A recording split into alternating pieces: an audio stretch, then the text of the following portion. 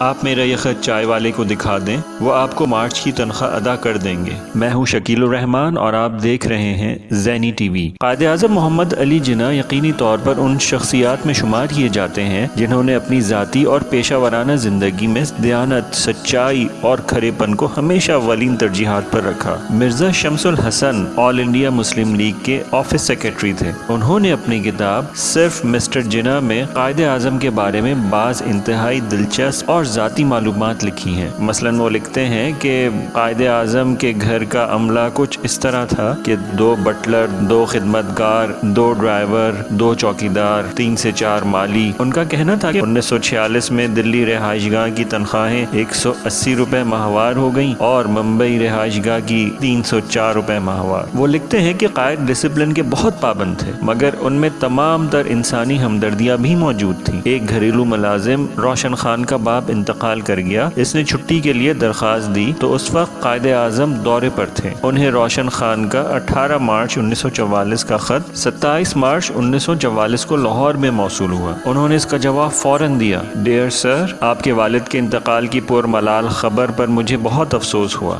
ہم 20 اپریل کے لگ بھگ ممبئی پہنچ جائیں گے۔ اگر آپ کو اس سے پہلے جانا پڑے تو امید ہے کہ آپ میری وہاں آمد سے پہلے کوئی قابل اعتماد متبادل چھوڑ جائیں گے۔ آپ میرا یہ خط چائے والے کو دکھا دیں، وہ آپ کو مارچ کی تنخواہ ادا کر دیں گے۔ افسوس کہ مجھے آپ کا خط تاخیر سے ملا، کیونکہ میں 26 سے دورے پر تھا، اس لیے آپ کو قبل ازیں جواب نہ دے سکا۔ واضح رہے کہ انداز تخاطب میں وہ ملازم کو بھی ہمیشہ سر لکھواتے تھے۔ مرزا شمس الحسن لکھتے ہیں کہ ایک ایسے ہی صورتحال میں ایک اور ملازم عبدالستار تھا، جو قائد اعظم کی ملازمت چھوڑ کر تحصیل ہری پور میں اپنے آبائی گاؤں چلا گیا، کیونکہ اس کا باپ بیمار تھا۔ کچھ دنوں بعد اس کا باپ انتقال کر گیا۔ عبدالستار نے قائد کو لکھا کہ آیا آپ مجھے دوبارہ ملازم رکھ لیں گے؟ یہ خط ملازم کی اپنی تحریر میں کتاب میں درج ہے، جو ٹوٹی پوٹی اردو میں لکھا گیا ہے۔ قائد اعظم نے عبدالستار کو 20 نومبر 1946 کو جواب دیا: آپ کا خط ملا، آپ کے والد کی وفات کو سن کر بہت افسوس ہوا۔ آپ کو دوبارہ ملازم رکھتے ہوئے مجھے بہت خوشی ہوگی۔ آپ 15 دسمبر کو، جبکہ میں بمبئی میں ہوں گا، ملازمت شروع کر سکتے ہیں۔